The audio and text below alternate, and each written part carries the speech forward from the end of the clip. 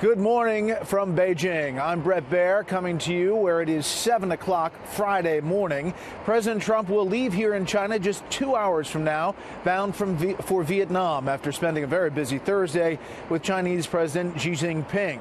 Both leaders promised to work together to denuclearize North Korea. Meanwhile, back at home, the Senate unveils its plan for tax reform as the House scrambles to make things add up with its own plan. We'll speak live with the chairman of the House Ways and Means Committee about the competing proposals in just a minute. But we begin with the president's final day here in China. Correspondent Kevin Corke has been traveling with the president and joins us live just down the road here in Beijing. Good evening. Good morning, Kevin.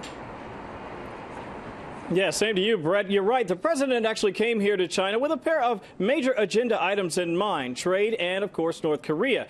And while he leaves here having made progress in both cases, there were no major breakthroughs, despite the best efforts of both sides to improve U.S.-China relations. It was resplendent with pomp and pageantry. A Chinese charm offensive on behalf of 1 billion people meant for a party of one. We're having a great time. Thank you. You're a very special man for your gracious hospitality. I offer this toast here to the people of your country and to a friendship that will only grow stronger. In person and online, President Trump just couldn't say enough about the experience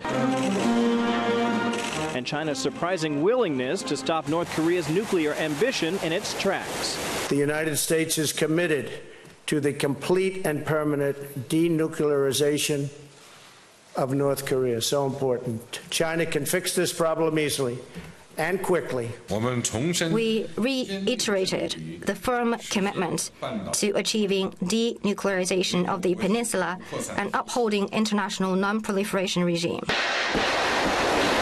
The pledge by the Chinese to keep nuclear weapons out of the hands of the rogue regime in Pyongyang presumes a willingness by Washington to let sanctions take their course and remain open to negotiation.